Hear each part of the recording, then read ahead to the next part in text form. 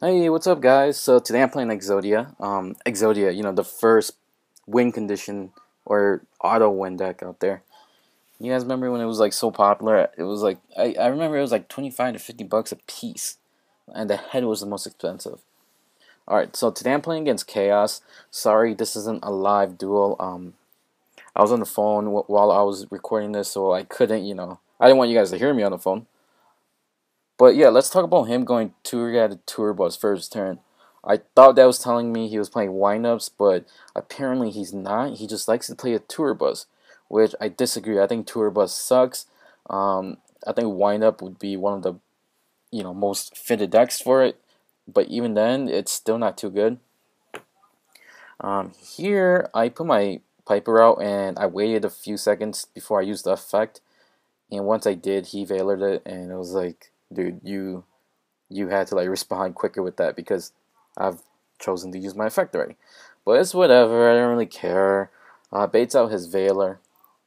He grabs the DD Crow, and that's when I knew he was playing Chaos, because who mains DD Crow? It's too risky. And I take the 1500 from that, and I draw into my 1 day apiece. With that, I draw into Pot of Duality. It's pretty much the best card I could have drawn, I think. I mean, it's another deck thinning card. So now I have two Reckless Greeds in the field. Feeling pretty confident. He can't do any damage, so he has to pass. And I draw into another Day of Peace, which is pretty legit. So because I don't have 6 cards in my hand, I'm just going to go ahead and activate both Reckless Greed.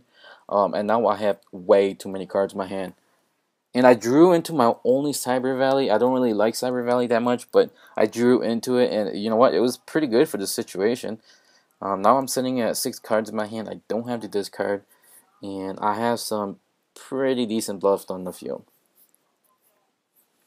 He does a tour guide play, which I feel like is unnecessary, but it's whatever. Maybe he's trying to rush a winning play. He has the Book of Moon from last turn, which he does activate.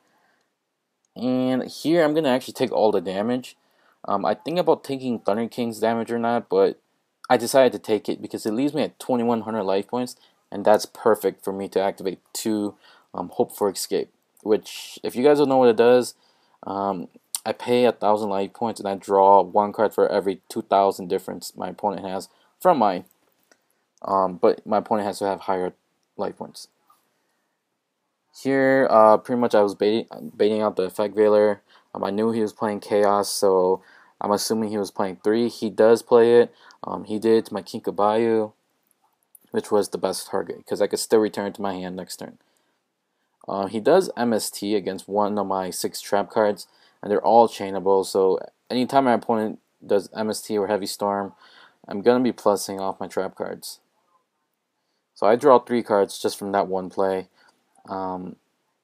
He has to pass because he can't do any damage, and that was my second turn. Decided not to activate my Reckless Greed yet. There's a few other things I wanted to do first. I don't want to clog my hand too much, and I'm actually playing the spell card infinite cards, I think is what it's called, which makes your hand unlimited, or it gives you no restriction. But I only play 1. So I do Piper. He doesn't have the Veiler. I'll draw into my Exodia piece, and I'm just gonna throw away some useless cards I don't need anymore. I dropped the Fader pretty confidently because I know my opponent doesn't have any back row. One of the weaknesses to Battle Fader is the fact that your opponent can Solemn Warning it, negating it, and allowing them to attack you still. My opponent doesn't have any back row, so I was pretty happy about it. I knew I could drop it now and be safe, unless he had a card that could negate it from his hand, but I was like 100% sure he didn't. So he does an Exceed play just so he can summon BLS. I don't know why, but it's whatever. He could put a monster out. And I do my Reckless Greed just because I need a card that can really stop damage this turn. I didn't want to rely on just a Scarecrow. So with my second to last Hope for Escape, I was able to draw 4 cards, putting me at 100 life points. So I really can't take any damage. I have another Hope for Escape, but I can't even activate it anymore because I don't have enough life. I have two two dogs chances, which I also can't activate because of Thunder King Ryo. That also sucked. And because of that, I would have to do another option and use my card D.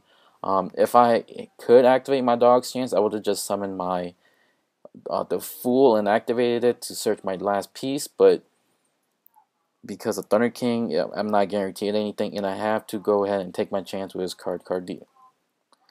Pot of Avarice was negated as I was expecting, and I draw into my last piece, and I reveal it to my opponent, thus concluding the game.